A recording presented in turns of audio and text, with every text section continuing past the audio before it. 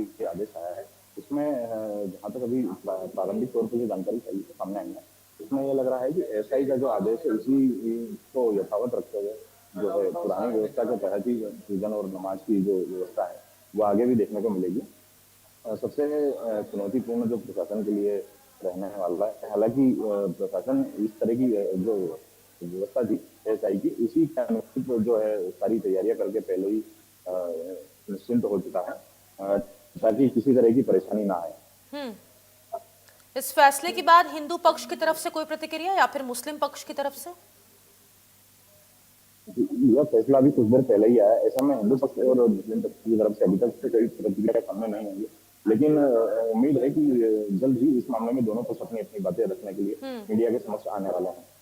अब क्योंकि मामला ये देखिए पूरा बसंत पंचमी से जुड़ा है, 23 जनवरी यानी कल ही है, और ऐसे में अब एसआई और जिला प्रशासन की तरफ से एक बड़ी चुनौती भी हो जाती है कि धरातल पर सभी व्यवस्थाएं समान रूप से लागू की जाए, नमाज भी अदा हो जाए और अच्छे तरीके से यहाँ पर सरस्वती की पूजा भी हो जाए। ऐसे में क्या आज से ही ये तैयारियां शुरू हो जाएगी और धरातल पर आप क्या कुछ देख पा रहे हैं? बिल्कुल, दरअसल ये जो बसंत पंचमी का जो पर्व है, इसको लेकर ये तैयारियां जो है आज की नहीं है। प्रशासन और पुलिस की जो टीमें हैं लगभग एक महीने पहले से इस आयोजन की तैयारियों में लगी हुई है। अब आज जो है मतलब बसंत पंचमी को लेकर 12 घंटे से भी कम का समय रह गया है, लेकिन जो प्रशासन की तैयारियां हैं वो लगभग यहाँ पे पूरी हो चुकी है। लगभग लगभग सारी तैयारियां प्रशासन पूरी कर चुका है और कई दौर की रिहर्सल भी यहाँ पर पूरी हो चुकी है, ताकि किसी भी स्थिति से नियंत्रण में रहे और जो पर्व है उसको मनाया जा सके। प्रवेश को लेकर भी कोई बात कही गई है क्या? क्योंकि देखिए जिस तरीके से अब अलग अलग समय निर्धारित किया गया है मुस्लिम समाज और हिंदू समाज के लिए, जब सरस्वती पूजा होगी तो क्या उस वक्त मुस्लिमों के प्रवेश पर बैन रहेगा?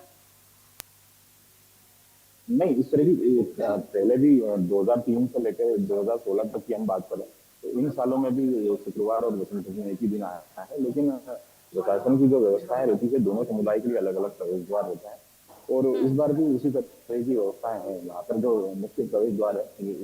वहाँ के जो है हिंदू समाज प्रवेश करता आया है और इसी तरीके की व्यवस्था इस बार भी देखने को मिली है, लेकिन जो नमाज की बात रहती है तो इसके लिए अलग व्यवस्था प्रशासन की तरफ से रहती है। इस बार भी वही व्यवस्था अभी तक जो तैयारियां हैं उसमें देखने को मिल चुकी है। मनीष, भोजशाला विवाद को लेकर ठीक है, बहुत शुक्रिया आपका तमाम जानकारी साझा करने के लिए। तो आपको बता दें ये बड़ा फैसला सुप्रीम कोर्ट का सामने आ चुका है। देखिए जिस तरीके से दोनों पक्षों को यहाँ पर राहत दी गई है, अलग अलग समय निर्धारित कर दिया गया है, मुस्लिम समाज के लिए भी और हिंदू पक्ष के लिए भी।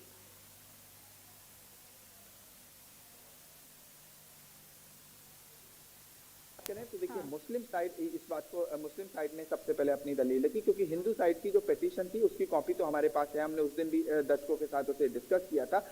हिंदू साइड अपनी दलील में सबसे पहले ये कह रहा था कि हमें अनुमति दी जाए, शुक्रवार का दिन माना एएसआई ने मुस्लिम पक्ष को दे रखा है, लेकिन हमारे लिए बड़ा महोत्सव है और ये शुक्रवार को पड़ रहा है। हमारी रिक्वेस्ट है कि हमें वहां पर पूजा अर्चना करने दी जाए, ये ना सोचा जाए कि शुक्रवार को एएसआई ने मुस्लिम पक्ष को समय दे रखा है तो हमें पूजा अर्चना ना करने दी जाए, हमें भी मौका मिले। ये एक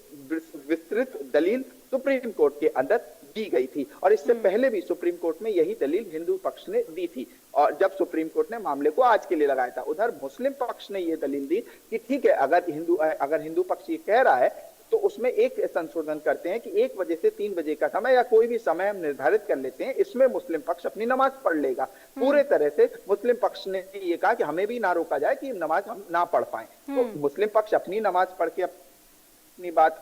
अपने जो प्रयास हैं उसको कर ले और उसके बाद हिंदू पक्ष अपनी विवाद की जड़ ये थी कि वो एक ही कॉम्प्लेक्स है, वो जो जगह उसी के अंदर दोनों ही हिंदू पक्ष और मुस्लिम पक्ष को अपनी पूजा अर्चना करनी है। और अपेच ये